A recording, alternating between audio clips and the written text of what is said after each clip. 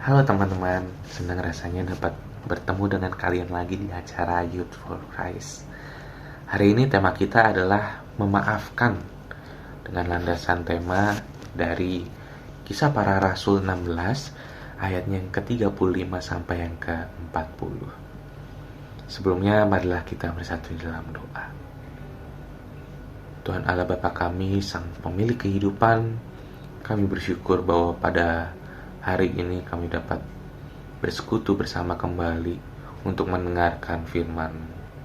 Kami sungguh-sungguh ya Tuhan rindu untuk mendengarkan apa yang menjadi kehendak-Mu di dalam kehidupan kami sehari-hari. Ya Tuhan, kami serahkan tubuh, jiwa, roh kami ya Tuhan untuk dibimbing oleh Roh Kudus-Mu saja ya Tuhan. Biarlah kami dapat mendengarkan dengan sungguh-sungguh, dengan hati yang terbuka, dengan kesungguhan hati ya Tuhan. Inilah doa kami ya Tuhan, dalam nama Yesus Kristus kami berdoa dan mengucap syukur. Amin. Teman-teman, marilah kita baca Kisah Para Rasul 16 ayatnya yang ke-35 sampai yang ke-40. Pada keesokan harinya, kepala pasukan itu menyuruh pembantunya mengatakan, "Lepaskanlah orang-orang itu." Dan kepala penjara memberitahukan hal itu kepada Paulus, katanya, "Kepala pasukan telah menyuruh supaya kamu dilepaskan. Karena itu keluarlah sekarang dan pergilah dengan selamat." Tetapi Paulus berkata kepada mereka, "Tanpa diadili mereka telah menghukum kami di muka bumi. Padahal kami adalah warga negara Roma. Lalu mereka melemparkan kami ke dalam penjara. Sekarang mereka hendak menyuruh kami pergi dengan diam-diam? Tidak bisa. Biarlah mereka sendiri yang datang melepaskan kami." Lalu pembantu-pembantu itu memberitahukan perkataan itu kepada kepala pasukan. Mendengar bahwa Paulus dan Silas adalah warga negara Roma, mereka menjadi takut. Mereka datang minta maaf, lalu membawa mereka keluar dan meminta supaya mereka meninggalkan kota itu. Mereka meninggalkan penjara lalu pergi ke rumah Lydia. Setelah mereka bertemu dengan saudara-saudara di situ dan menghibur mereka, Paulus dan Silas berangkat.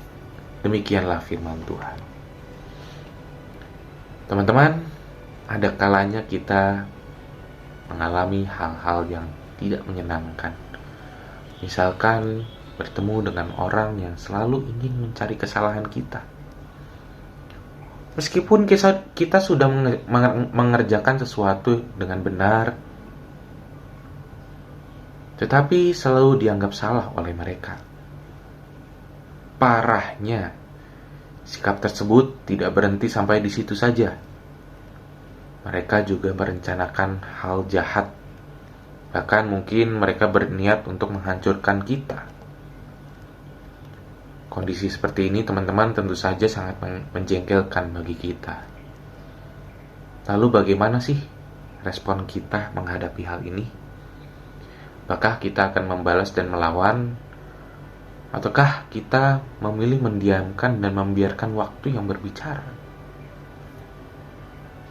Teman-teman, Paulus dan Silas juga pernah mengalami hal yang sama.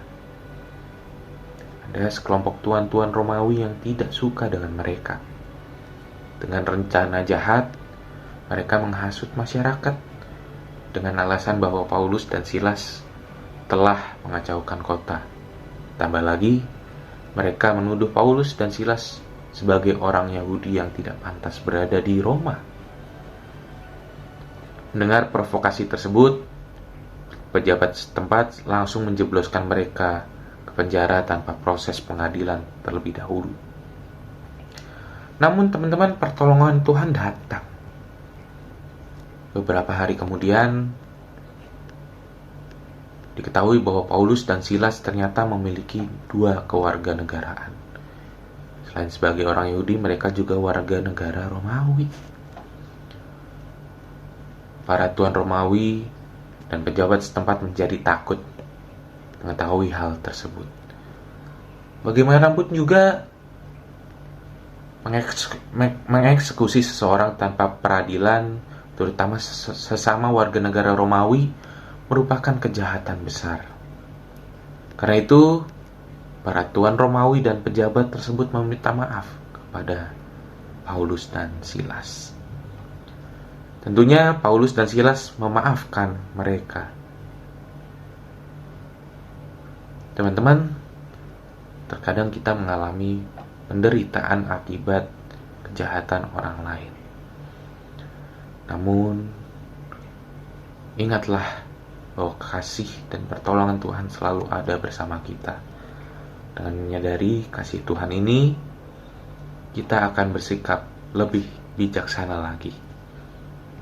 Maka memaafkan adalah salah satu cara untuk memasuki rahmat Tuhan. Mari kita menutupnya dalam doa. Puji syukur kami panjatkan kehadirat-Mu yang kudus ya Tuhan. Kami bersyukur atas firman Tuhan yang telah kami dengarkan pada hari ini ya Tuhan. Ya Tuhan, kami sadar bahwa diri kami masih dipenuhi oleh cacat celah ya Tuhan, terutama dalam hal memaafkan. Masih ada celah-celah dalam hati kami untuk tidak memaafkan orang lain, terutama orang-orang yang ingin melukai hati kami ya Tuhan. Ya Tuhan, kami memohon ya Tuhan, tuntunan-Mu ya Tuhan. Kami mohon, ajarlah kami ya Tuhan untuk terus bertumbuh dalam-Mu, untuk terus belajar memaafkan seperti Petrus dan Paulus dan Silas ya Tuhan. Biarlah kami terus bertumbuh hari demi hari hanya melalui firman Tuhan. Dalam nama Yesus Kristus, Putra-Mu yang kudus.